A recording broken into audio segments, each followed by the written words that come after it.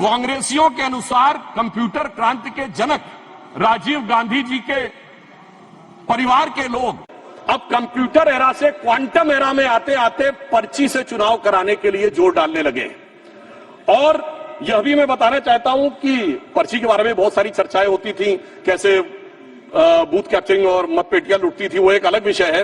परंतु मैं यह भी कहना चाहता हूं कि देश की संसद में कई बार चुनाव सुधार के लिए बड़े विधेयक पारित हुए, पर मैं उदाहरण देना चाहता हूं कैसे हुए। एक बार इंदिरा जी का चुनाव गलत सिद्ध हुआ तो सर रेट्रोस्पेक्टिवली चुनाव का सुधार कर दिया गया ताकि किसी भी अदालत का उस पर कोई प्रभाव न पड़े। फिर मैं याद दिलाना चाहता हूं सर, राजीव गांधी जी जब प्रधानमंत्री थे 1989 को उनका चुनाव हुआ अमेठी में, सर गोलियां चली, 21 लोगों पे एफआईआर हुई और उनके विरुद्ध कौन लड़ रहे थे? राजमोहन गांधी, महात्मा गांधी के पौत्र, और डॉक्टर संजय सिंह जो पूर्व केंद्रीय मंत्री थे, उनको इतनी गंभीर गोली लगी कि प्राणों का संकट उत्पन्न हो गया।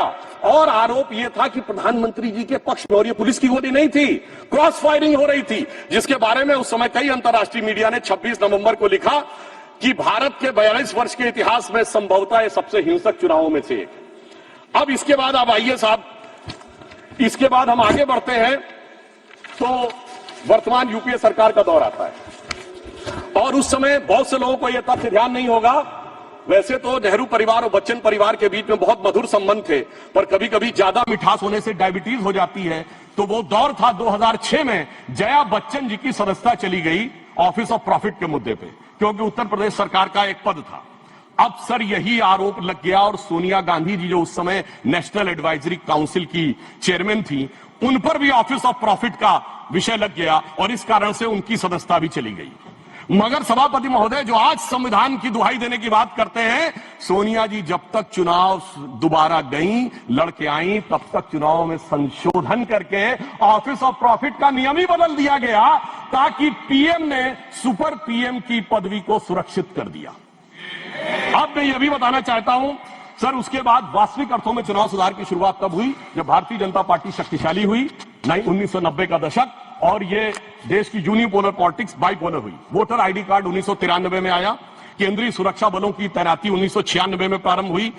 पहले बूथ वाइज काउंटिंग नहीं होती थी सर, उसमें आसानी जानते क्या होती थी कि अगर किसी मतपेटी में ज्यादा बूथ कैप्चरिंग करके मत डाल दिए तो उसमें काउंटिंग का चक्कर ही नहीं है, सब मिला दिए जाते थे।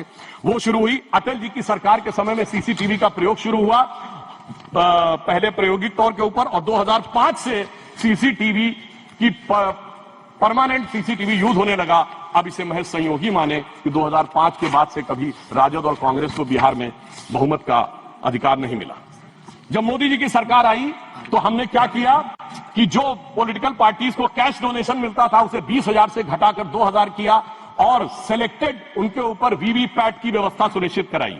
और मैं ये भी याद दिलाना चाहता हूं, एक पार्टी जो अपने आप को बहुत ईमानदार कहते थे, वो 20,000 की चाय पिलाते थे। अब मुझे लगता है सदन और देश को समझना चाहिए 20,000 की चाय क्यों पिलाते थे, क्योंकि 20,000 तक कैश लेने पर आपको सोर्स नहीं देना पड़ता था, पर मोदी जी ने आकर उन्हें, चाय पिलाने वाले ने आकर उसे 2,000 कर दिया है। तो अब उनकी चाय बड़ी महंगी हो गई है, भले ही 20,000 से 2,000 पे आ गए। और इसलिए वो दौर था जिस जमाने में इलेक्टोरल बॉन्ड नहीं थे। आज इलेक्टोरल बॉन्ड के कहे जो भी कहें, आज न्यायालय ने चाहा तो पता तो लग गया। क्या 2014 से पहले जहाज नहीं उड़ते थे, खर्चे नहीं होते थे? आज न्यायालय चाहे भी तो उसको पता नहीं लगा सकता। कम से कम ये पारदर्शी व्यवस्था हमारी सरकार ने आके की। और इन लोगों की सरकार कब रहती थी सभापति महोदय, जिस जमाने में, और मैं ये भी कहना चाहूंगा, इनकी सरकार कब रहती थी और हमारी सरकार कब है? सर, जब से वोटर आईडी कार्ड आ गए कांग्रेसी सरकार आना बंद, सीसीटीवी आ गए कांग्रेसी सरकार आना बंद, जब से स्वतंत्र जुडिशरी हो गई कांग्रेस सरकार आना बंद, स्वतंत्र मीडिया आ गई कांग्रेस को स्पष्ट बहुमत मिलना बंद, और तो और सर जब से साक्षरता दर 50% हो गई बहुमत मिलना बंद। इनको कब बहुमत मिलता था? जिस जमाने में मतपेटियां लूटी जाती थी, बूथ कैप्चरिंग होती थी, गोलियां चलती थी, कट्टे बम चलते थे और अनेक लोग गुजरात के चुनाव, बिहार के चुनाव में 80-80 लोग तक घायल होते थे। इन्हें लग रहा है शायद वही जमाना वापस आ जाए। तो मैं उनके लिए पूरी संवेदना से कहना चाहूंगा कि जो पुराना गीत था, गुजरा हुआ जमाना आता नहीं दोबारा, हाफिज सईद तुम्हारा।